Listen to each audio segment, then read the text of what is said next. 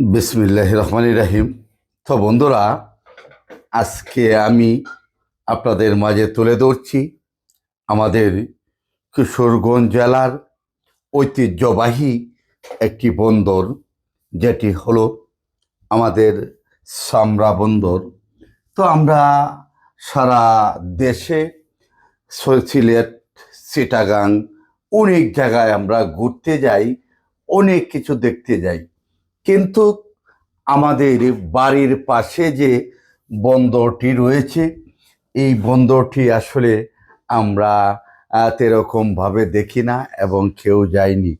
তো বন্ধুরা, দেখতেই পাচ্ছেন এখানে আমাদের যে পাথরগুলি রয়েছে, এই পাথরগুলি বোলাগঞ্জ এবং শম্ভুগঞ্জ থেকে নৌকা বোঝাই করে যে আমাদের এখানে নিয়ে আসে।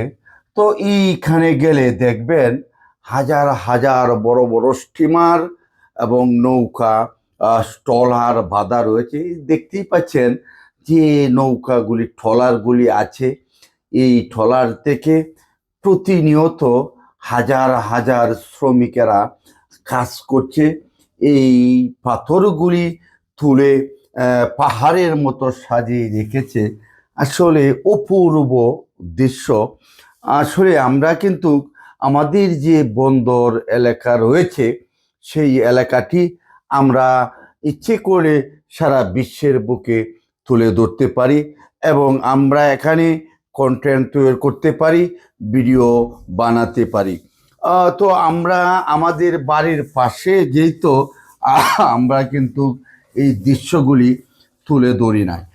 আরেকটি বিষয় হলো, আমাদেরকে যারা দেখেন, আমাদের বাড়ির পাশে যে এত সুন্দর ঐতিহ্যবাহী যে বন্দর রয়েছে এবং এই বন্দরে অনেক কিছু রয়েছে, এই সব দৃশ্যগুলি কিন্তু আমরা তুলে ধরি না এবং আপনারাও এইসব দৃশ্যর দেখার জন্য সাপোর্ট করেন নাই। তো বন্ধুরা, আমি কিছুদিন আমাদের এই সামরা বন্দরের দৃশ্য আমি আপনাদের মাঝে তুলে ধরব। তো আপনারা আমাকে একটু সাপোর্ট দেবেন এবং আমাদের এই বন্দরটি যেন সারা বিশ্বে বুকে ফুটে ওঠে, সে কারণে একটু সহযোগিতা করবেন, শেয়ার এবং লাইক, কমেন্ট করে সকলের মাঝে আমাদের এই সামরা বন্দরটি ছড়িয়ে দেবেন। তো বন্ধুরা, দেখতেই পাচ্ছেন আমি যেন একটা পাহাড়ের উপর উঠছি।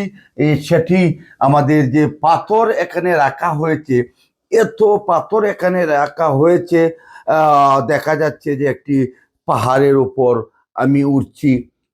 তো এরকম শত শত পাথরের পাহাড় এখানে বানানো রয়েছে। তো দেখতেই পাচ্ছেন যে কত সুন্দর ভিউ এবং এই পাথরগুলি দিয়ে শত শত মিস্ত্রি প্রতিদিন কাজ করছে। মিশিং দিয়ে পাথরগুলি ভাঙ্গা হচ্ছে এবং ছোট ছোট করা হচ্ছে।